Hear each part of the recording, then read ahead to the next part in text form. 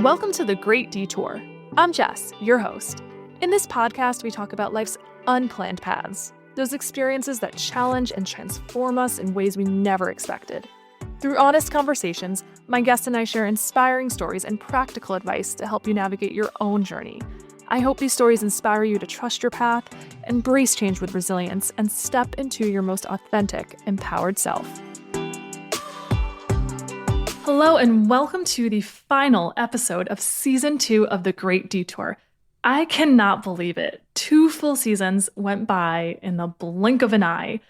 You know, The Great Detour was this idea that has lived in my head for a few years now.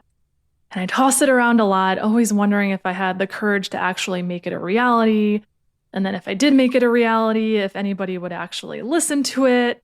And if anybody listened to it, if it would resonate with anybody. And, you know, the response has just been so amazing so far.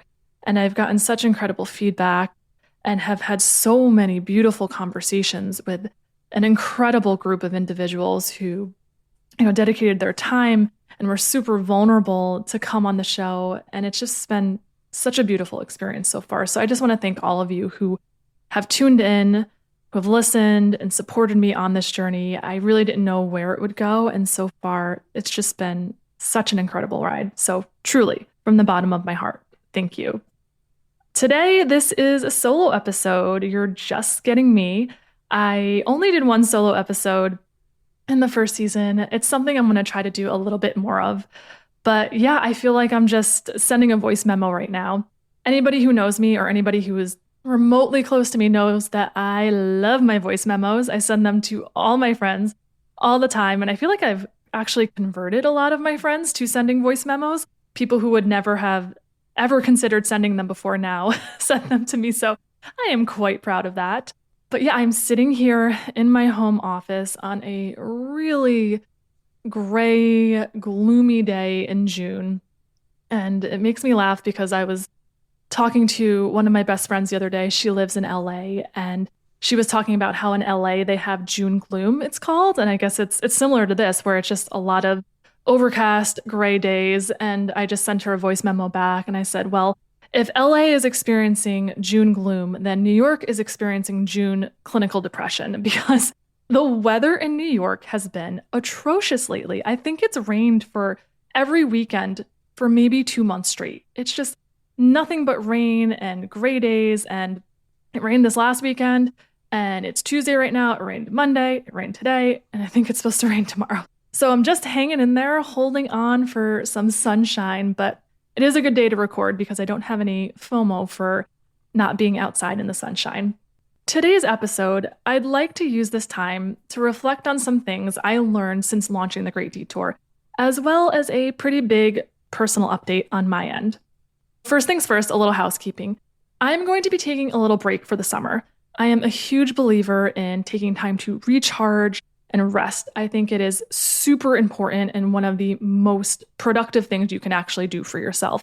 And I know that sounds counterintuitive, especially in the hustle culture that we all exist in, but great things can come from rest. This podcast actually came after I took a period of rest, and I actually went on vacation to Italy and came back truly inspired and had the energy and motivation to start this. So that's just one of many examples of how rest can be so productive and can actually fuel productivity, creativity, and all the things.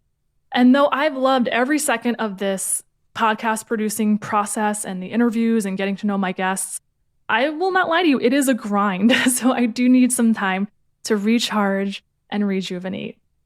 I'm also going through a season of change, and I'm going to be investing a lot of energy inward. But don't worry, I'm absolutely going to be picking things back up in the fall.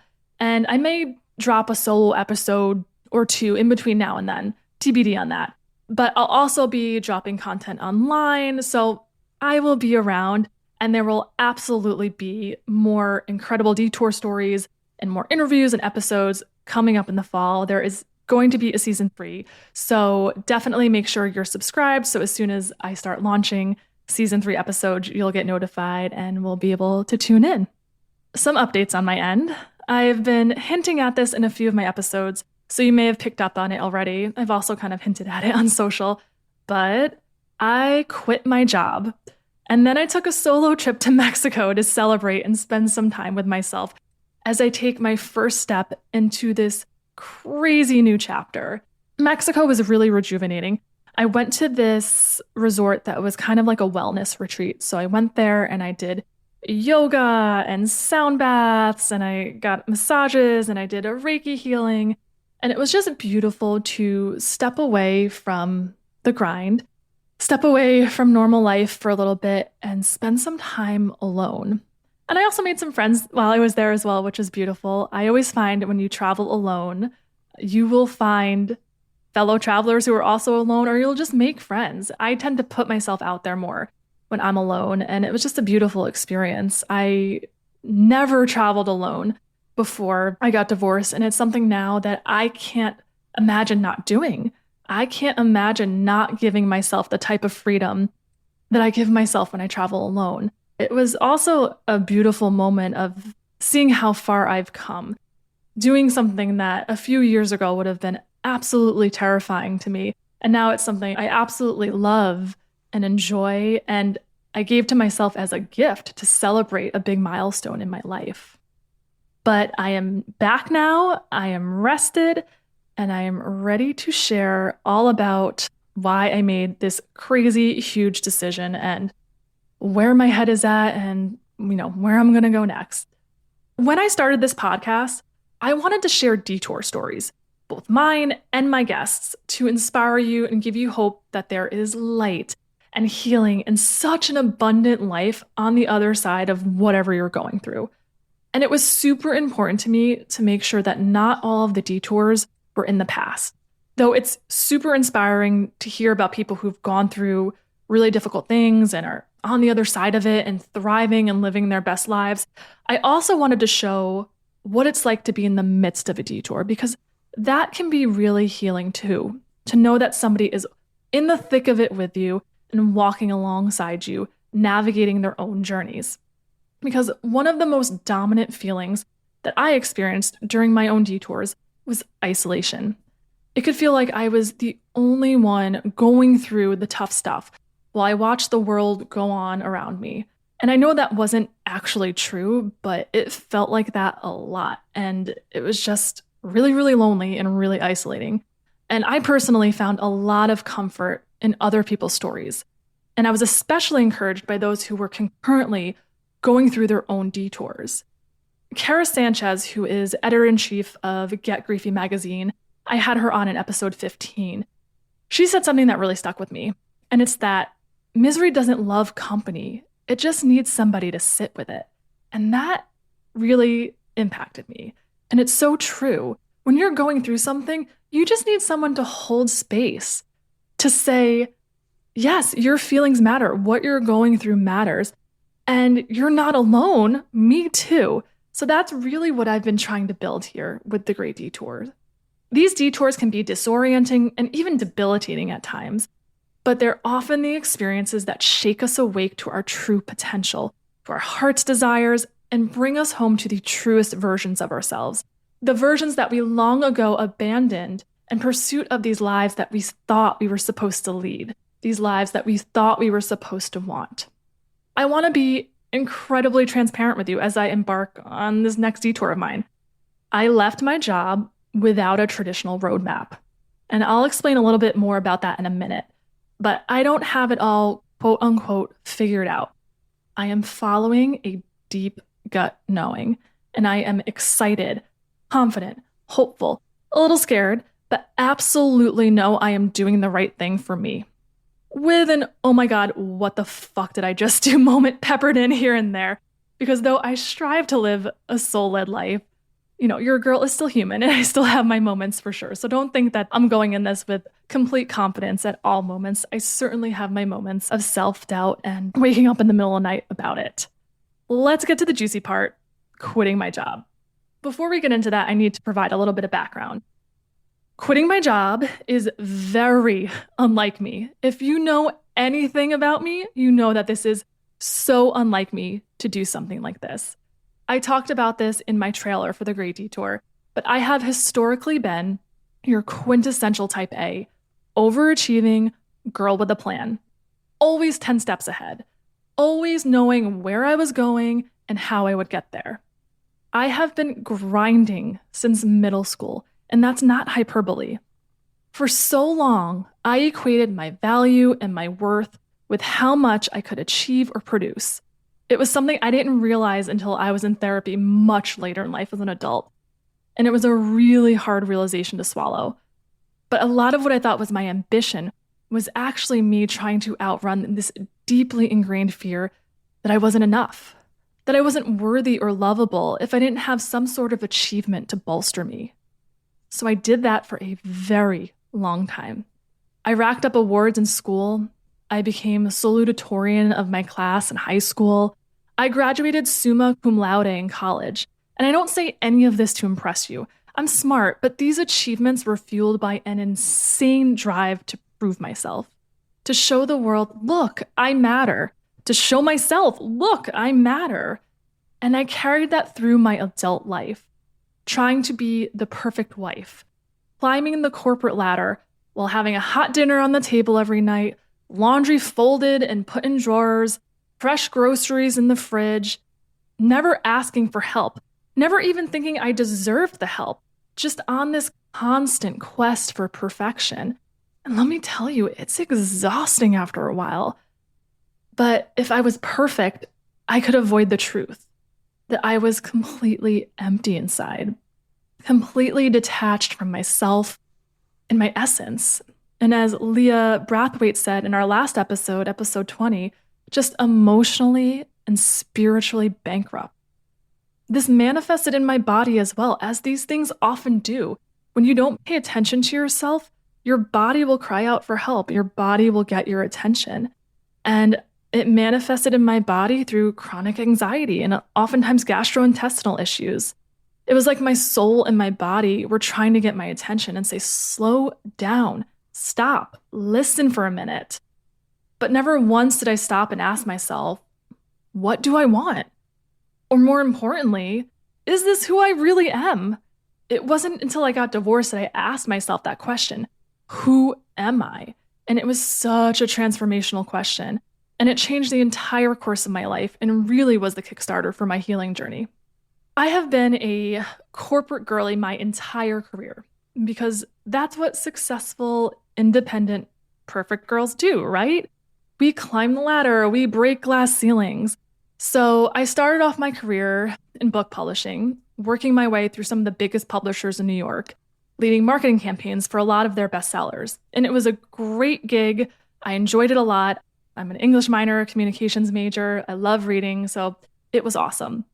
Then I decided to make the jump to financial services, and I landed a job at a Fortune 500 giant in the payments industry. And if you think that is a weird transition from book publishing to payments, you are absolutely right, because it is. But I still had the marketing background, so that's what I did in payments as well. I used my marketing background and did marketing campaigns there. And I continued to build my repertoire as a marketer, but this time in an even splashier way. And I was putting out commercials and different types of billboards and digital campaigns, flying out to national sporting events. I worked with celebrities and major athletes. And don't get me wrong, it was a ton of work, but it was fun and it was rewarding in so many different ways. And then after COVID, I ended up shifting to another part of the company that wasn't marketing focused, just to gain more exposure, broaden my skill sets. And honestly, I was just trying to make myself more marketable and valuable and position myself for a promotion. I spent basically a quarter of my life at this company, a full decade, a full 10 years. So to say that the company and my role became part of my identity is an understatement. When people ask me what I did, I would proudly say where I worked. This company, this job, I wore it like a badge of honor. And this company and this job, I just want to be clear, it was very much aligned for me for a long time until it wasn't. And that's one thing I really want to emphasize here. Alignment isn't permanent. As we heal and we grow, it's possible to outgrow people and places that at one time fit really well. But something shifted a few years ago. And after my divorce, as I continued to do the work and heal and get closer to myself, a really big internal shift happened. The constant achievements I once needed to sustain my sense of self-worth no longer pulled at me, and I got closer to myself. I started loving myself, and I started asking the big questions I never thought to ask myself before. Like, does this even feel right for me anymore? And then the work that I once found rewarding and brag-worthy, all of a sudden it felt lackluster, draining, and really, really unfulfilling. I think I felt the first inklings of this back in 2021. And I remember the thought popped in my head, should I get another job? Do I do something different? And then I'd start perusing the job boards, both internal and external, and just nothing would excite me. Nothing would feel quite right. So I just kind of compartmentalized it and tucked it away. And I pressed on because it was a cushy gig and it impressed people when I told them. And most of all, it was safe. And this is a big theme in my life, ignoring the whispers. I did this in my marriage as well. And it's something I'm actively working on, but I often stay in things long past their expiration dates because, like so many of us, I like safety. Even if that safety doesn't feel great anymore, but it's comfortable. And I often would rather stay in the discomfort of that safety than experience the discomfort of uncertainty or the unknown. Fast forward 4 years to today. That feeling did not go away. It only grew exponentially. And it manifested in many different ways, like getting up in the mornings with this huge feeling of heaviness in my chest. Even like you might call it existential dread on certain days. And I just couldn't deny it anymore. My career no longer fulfilled me and it no longer made me happy. And that had been the case for some time. In fact, I was just deeply unhappy and I felt so misaligned. Like I was no longer growing. I was just going through the motions, checking the boxes, and then living for the weekend, which would fly by, and then I'd be back to trying to pull myself out of bed again on Monday morning. And the moment I knew that this was real and I really needed to acknowledge that a shift needed to happen was when my company did layoffs this past year, and a few of my friends were laid off. And instead of being relieved that I still had my job, I felt envious of my friends who had been laid off. And that was like a huge wake-up call for me, where I had to just take a step back and say, okay, I really need to reevaluate my life and what I'm doing here and what I want moving forward. And then the podcast happened, and it completely changed me. That was another whisper that took me such a long time to listen to, but I'm so grateful I did. The podcast has lit me up inside. It's given me life, and it's reminded me of something that I already known deep down, that there can be so much more to life, more freedom, more fulfillment, more purpose, more joy. And every conversation I had with one of my guests about change, identity growth, and trusting the unknown, it just held up a mirror to me. And the message was clear. It's time to stop talking about bold moves and actually make one. To put some stock in what I preach constantly about trusting the unknown and actually do it. Follow what my soul has been calling me to do for years now, and that's to leave. So I did. And it has been one of the most terrifying and liberating moves I've made in my entire life. Let me be clear though, this departure has been deeply, deeply intentional. It's not like I was just woke up one morning and said, all right, I'm just going to quit my job without any thought. So I'm not here advocating for you just to wake up and quit your jobs. But I am advocating for you to trust yourselves and follow what you know to be true inside. This decision came after a tremendous amount of thought, prayer, and reflection, both within myself and with those that I trust the most. And though it's scary, and I do feel untethered at times, it feels right. Because the only thing that was scarier than leaving for me was staying stuck and continuing to feel the way that I was feeling. Because you know what? Been there, done that. And one thing I know for sure, if you stay in a situation like that, it will all unravel at one point or another, and it will likely take down your mental and physical health in the process. I know there is more out there for me. And if my divorce has taught me anything, it's that when you choose yourself and you follow your soul's lead and take the step into the unknown, life will open up for you in amazing ways. And don't get me wrong, it's not perfect and it is not always easy. It's a lot of work, it's a lot of uncertainty, but it is absolutely worth it and not nearly as scary as it seems once you take the leap. And since I made this decision, I can't even tell you how many synchronicities have happened and how much unexpected support has appeared, both through new connections, opportunities, financial help. So I know I'm on the right track, and I just need to keep letting my soul lead the way. So for right now, my roadmap is this. I am taking myself off the hamster wheel and opting out of urgency culture for the first time in my adult life. I'm letting my nervous system unwind, and I'm getting still enough to hear the next step my soul is guiding me toward. And I'm not doing it alone. I've surrounded myself with a team of badasses to help me navigate this chapter with intentionality and with purpose. I've got my therapist, a coach, and trusted mentors around me. And of course, we're never really alone. I believe that divine guidance is always helping us and always guiding us along our journey.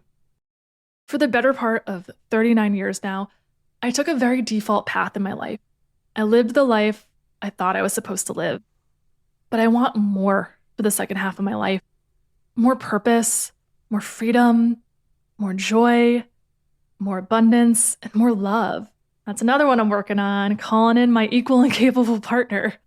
But I need some time and space to figure that out and call it all in, which I know is very counterculture.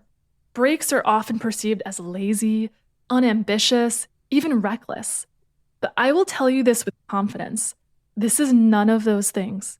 It is intentional, purposeful, and for me, absolutely necessary. Rumi said, when you start to walk on the way appears. I took the first step in walking the way back in 2020 when I found my therapist and really started a dedicated therapy practice. And then I did it again in 2021 when I left my marriage. And in 2025 when I started the podcast. And in so many other big and small ways in that time period. But next to my divorce, quitting my job is probably my biggest step yet. And I don't take it lightly. But I feel ready. And I'm excited to share this journey with you, because if we're not being vulnerable with each other and helping each other and learning from each other's journeys, then what the heck are we doing here anyway? So there's my big life update for you. And I wanted to leave you with a few really quick lessons that I have taken away from both making this very aligned and intentional decision, and also from my experience in this podcast and all the lessons I've learned from my guests that have kind of helped inform this decision I've made as well. I will list them now, and then I'll leave them in the show notes for quick reference. But the first one is your job, your titles, your achievements, they are not your identity. So whether you're a mom or a dad or a VP or director of marketing, you are not what you produce. You are not your title. You are who you are when all of that is stripped away. And getting in touch with that part of you will change everything. And it's hard, and there's grief in kind of letting go and detaching yourself from those titles, but there's also so much liberation, and it also just brings you closer to your truest self, your highest self, your essence, and that is where all the magic happens. 2 is that the pause is part of the process. It's actually quite sacred, and I think it's the first thing that we push to the side is pressing pause or resting.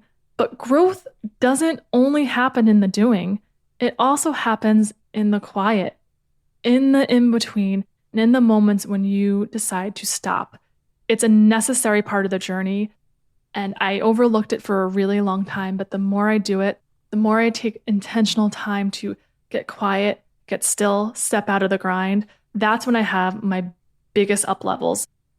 It really is. And I can't deny it. I've seen it in action too many times in my own life and in the lives of others. So just remember, if you ever feel guilty for taking a rest or taking a pause, it's nothing to feel guilty about. It's actually quite productive.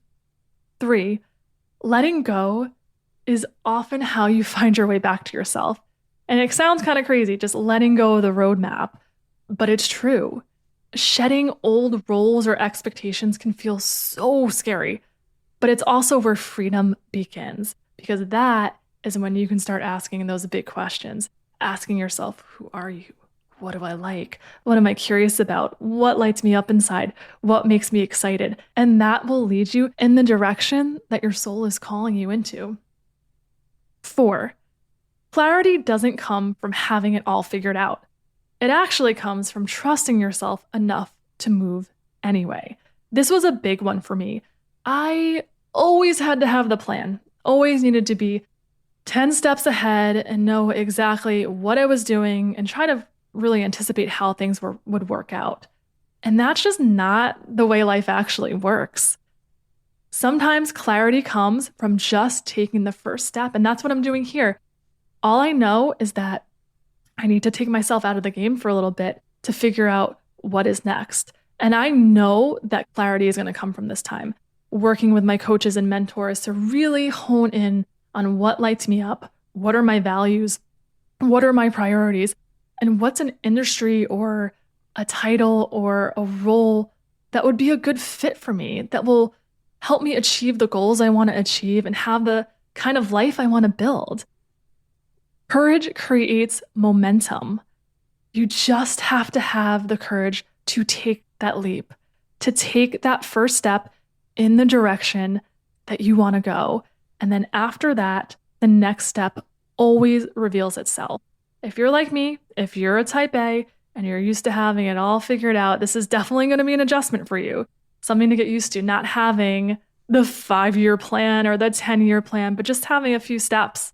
And that's okay. I think we've been taught that we need to have a whole list and know, in the interviews, they ask, what's your 5-year plan? You know what? I can't tell you what my 5-year plan is right now, but I know that I'll get there. I know that I want more for my life. I know that I want a life filled with abundance and joy and purpose and impact. And I know that I want a life that's a lot different than the one I have right now. So that's just to encourage you, if you feel like you don't know what the next few steps are, you don't have to. You just have to have the courage to take that leap and take the first step. And then the last one is, your soul will speak in whispers and quiet nudges. It's been difficult for me to differentiate between anxiety and intuition, or my gut knowing, as I'll call it. But what I've learned is that anxiety is urgent. Anxiety is fearful and it will push, push, push. Whereas your soul, that inner knowing, it's quiet, it's confident, and it is consistent, and it will keep coming. You'll just have that recurring thought of that thing you want to try, that thing you want to do, and it'll keep knocking at the door. And the sooner you listen, the softer it will be for you. I think it's when you ignore it that things get more difficult and things get harder and start to unravel. There are many instances in my life where I look back and I think, man, if I had just kind of listened to those gut feelings a lot earlier, got out of situations or relationships a lot earlier, man, I would have avoided a lot of hardship, a lot of pain. But, you'll get to where you need to be in the end. But the lesson here is just to take note, to get quiet enough to hear those whispers and just realize when they're coming your way and to take note of them and not be afraid to follow them. So those are my updates and my quick lessons for you in these 2 seasons of this podcast. Again, I cannot express enough gratitude for you being part of this season of life with me. I am so, so grateful to walk this journey alongside you, and I cannot wait to pick things back up in the fall and share all the tea with you. Hopefully I'll have a lot of great updates for you. And I hope some part of my journey resonates with yours, whether it brings you encouragement, clarity, or simply a reminder that you're not alone as you follow whatever your soul is calling you toward. So here's to all of our next great detours. May they lead us exactly where we're meant to go. Thanks for listening to The Great Detour. If you're enjoying the show, I'd love if you could leave a rating or review wherever you listen to podcasts. It really does help the show have a greater impact. Also, don't forget to subscribe so you never miss an episode. Have your own detour story? You can share it with me by visiting thegreatdetour.com or The Great Detour on Instagram. Thanks for taking this journey with me.